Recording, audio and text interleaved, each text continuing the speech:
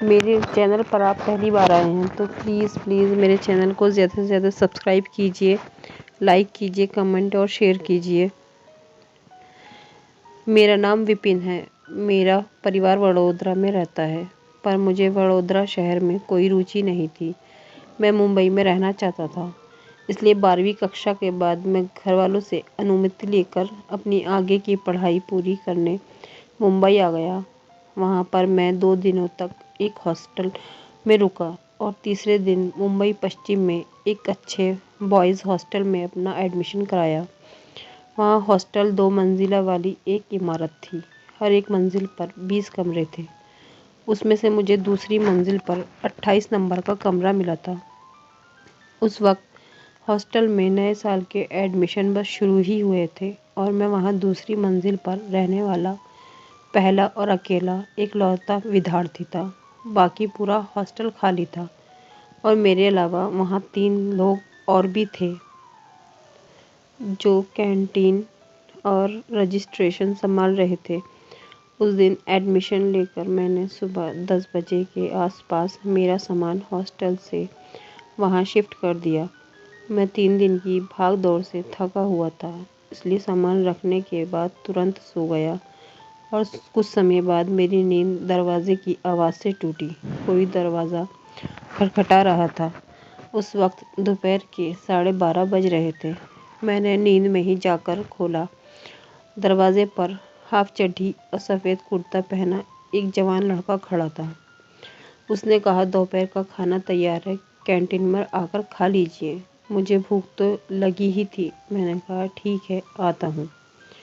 उसके बाद मैं तुरंत ही कैंटीन में जा पहुँचा तो वहाँ के लोगों ने कहा, आज कैंटीन में खाना नहीं बना है, दोपहर का खाना बाहर से मंगवाकर आपके कमरे में पहुँचाया जाएगा। ये सुनकर मैं उन लोगों पर चिढ़ गया और गुस्से में बोला, अगर कमरे में ही खाना पहुँचाना था तो वह लड़का भिजवाकर मेरी नींद ख़राब करके नीचे क्यों बुलाया। वह बोले, हमने किसी को नहीं भेजा। फिर मैंने कहा कि वह फिर हाफ चड्डी और सफ़ेद कुर्ते में कौन आया था, तुम्हारा भूत। वह बोले, आपको या तो वहम हुआ है या कुछ गलतफहमी है या आपके साथ किसी ने मजाक किया है। फिर पहले ही दिन बवाल ना हो इसलिए मैं अपने कमरे में चला गया, पर मेरे दिमाग में तो वह लड़का छप चुका था। मैंने सोचा कि अगली बार वो दिखेगा तो 2 कटाम बजाए बिना छोड़ूंगा नहीं। उसके बाद वापस बेड पर लेटा ही मेरी आंख लग गई और लगभग 15 मिनट के बाद मेरी नींद में ही मेरे कान पर किसी ने ज़ोर से कंटाप जड़ दिया। मैं हड़बड़ाकर उठा और अपना कान और गाल सहलाने लगा। सच में बहुत कसकर लगा था। उस वक्त मैंने आसपास बेड के नीचे अलमारी में सब जगह देखा, मगर कमरे में कोई भी नहीं था।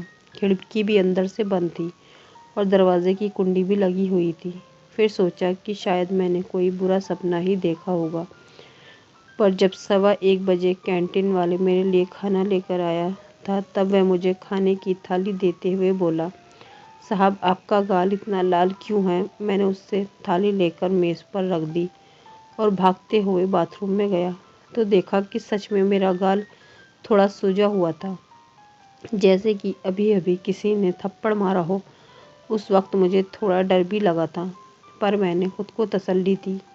सोचा कि सिर्फ एक बुरा सपना था और गाल पर किसी कीड़े ने काट लिया होगा। बाथरूम से फ्रेश होकर लौटने में मुझे कुल 15 मिनट लगे थे। कमरे में फैली हुई खाने की खुशबू से ही लग रहा था आज मटन की दावत पक्की है। मैंने खाना खाने के लिए उस थाली पर से दूसरी थाली हटाई तो देखा किसी ने रोटियां बीच में से खाई हुई थी और मटन के पीस की जगह पर सिर्फ और सिर्फ हड्डियां थी।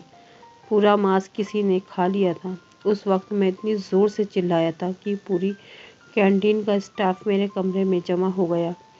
मैंने कैंटीन के मैनेजर को थाली में हड्डियां और रोटियां दिखाई दी तो वह फटी आंखों से देखता ही रह गया। मेरा गुस्सा 7वें आसमान पर था। फिर मैंने गुस्से को ठंडा करने के लिए उसने अपने लोगों से खाने की एक और थाली मंगवा दी और मेरी से माफ़ी मांगकर अपना सिर खुजाते खुजाते वहाँ से चला गया। दोपहर का खाना खाकर मैं कुछ ज़रूरी चीज़ें लेने बाज़ार चला गया।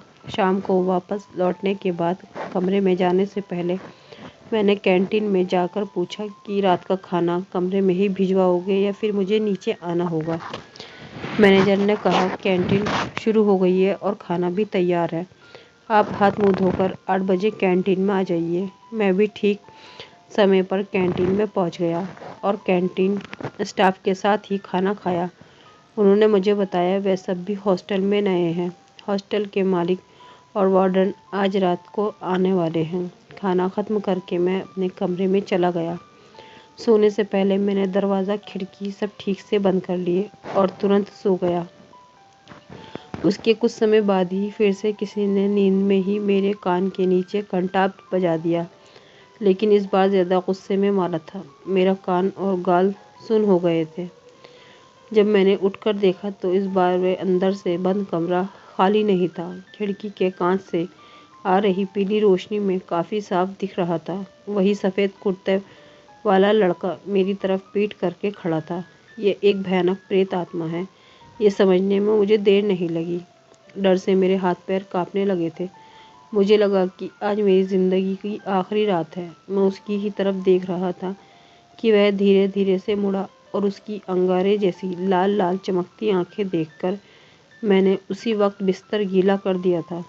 वह प्रेत सिर्फ एक लाइन बोला, मेरे कमरे से निकल जाओ, और भागते हुए बंद दरवाजे के पार निकल गया। उसके वहाँ से जाते ही मैंने अपने कांपते हुए हाथों से दरवाज़ा खोला और बिना आवाज़ किए सीधा कैंटीन में गया।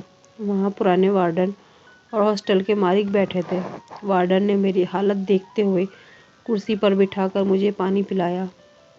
हॉस्टल के मालिक मुझसे बोले, हमें पता है तुम क्या बोलने आए हो और तुम्हारे साथ क्या हुआ होगा, इसलिए मैं जो बता रहा हूँ तुम पहले वह सुनो। तुम्हारे सभी सवालों के जवाब तुम्हें मिल जाएंगे। फिर वह बोलने लगा, यहाँ का पुराना स्टाफ कल आने वाला है और अभी मौजूद स्टाफ नया है, इसलिए उन्होंने गलती से तुम्हें कमरा नंबर 28 दे दिया है, जो कि हमेशा बंद रखा जाता है, क्योंकि आज से 8 साल पहले उस कमरे में चिदम्बर नाम का लड़का रहता था। किसी अनजान कारणवश उसने उसी कमरे में आत्महत्या कर ली। तब से आज तक उसकी प्रेत आत्मा वहीं रहती है। उसके मरने के बाद कमरा नंबर 27 में हमें 2-3 बार भयानक अनुभव मिले।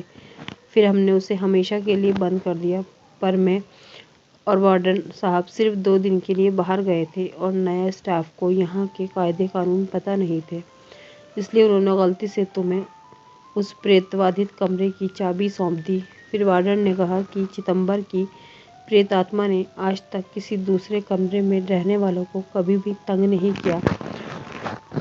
उसे सिर्फ कमरा नंबर 28 से ही मतलब है। इतना सब कुछ देखने और सुनने के बाद मैं थोड़ी देर शांत बैठा रहा। फिर हॉस्टल के मालिक से मैंने मुझे समझाया, तुम्हें यहाँ से भागने की ज़रूरत नहीं। मैं तुम्हारा सामान नीचे की मंजिल पर अभी के अभी रखवा देता हूँ। वह प्रेत आत्मा तुम्हें वापस तंग नहीं करेगी। हॉस्टल के मालिक का विनम्र स्वभाव देखकर मैं कुछ और बोला नहीं। उसके बाद मैं उस हॉस्टल में 3 साल तक रहा। फिर कभी मेरे साथ ऐसी घटना नहीं हुई। फिर मैंने अपनी पढ़ाई पूरी की और वापस अपने घर पर आ गया। फ्रेंड्स, आपको मेरी कहानी कैसी लगी कमेंट में बताइए, और मेरे चैनल पर पहली बार आए हैं तो प्लीज़ मेरे चैनल को ज़्यादा से ज़्यादा सब्सक्राइब कीजिए, लाइक, शेयर और कमेंट कीजिए। मेरी कहानी शुरू से आखिर तक सुनने के लिए आपका बहुत बहुत शुक्रिया। अल्लाह हाफिज़।